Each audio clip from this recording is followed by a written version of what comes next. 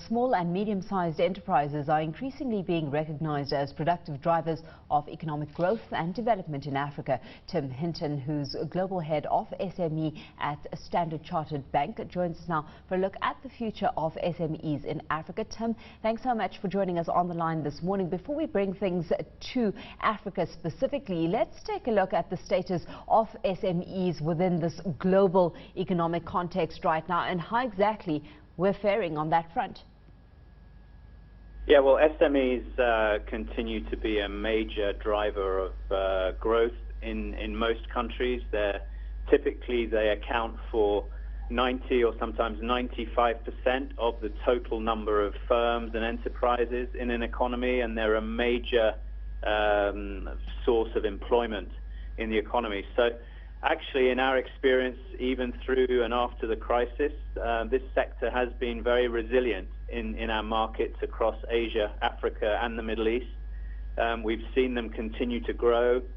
Typically, they grow at a higher rate than the country's GDP growth rate. So it's a very exciting sector for us, very resilient, and hopefully optimistic for some further growth in 2013 and beyond. Within that SME space, just how sector specific do you have to become, Tim, or is it across the board resilience that we're seeing being boasted here?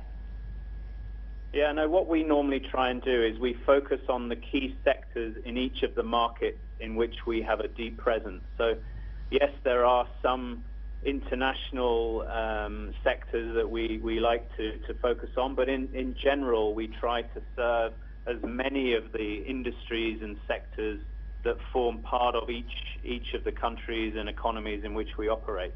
If we get a bit specific, let's take a look at what stands out as a bright spot for you on your radar screen at the moment.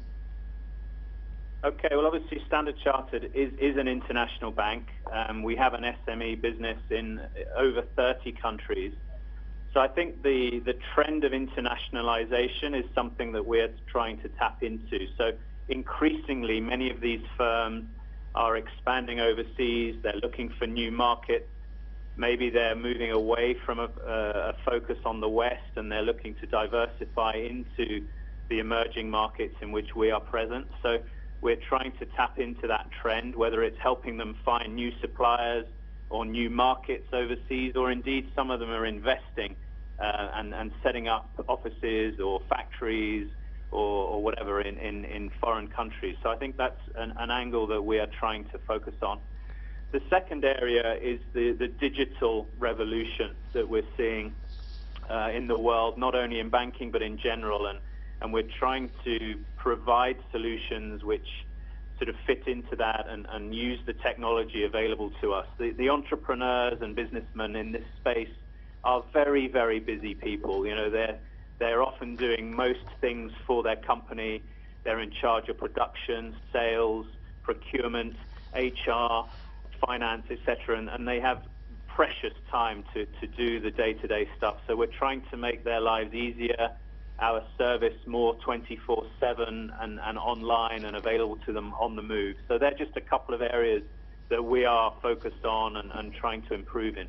Overall, are you considering SMEs a safe investment? And, you know, what's the rationale there? How are you looking at mitigating against some of the risks that are traditionally, emphasized when it comes to doing business with SMEs? I think it's like most banking. It's understanding who you're dealing with, getting close to your customers, knowing what makes them tick and what their objectives are, and just being confident that you've got a common understanding with them. So banks are always taking risk and having to mitigate risk, and this segment is no different from that. So it's about being close to customers and being their strategic advisor, hopefully, and their main bank that gives you comfort.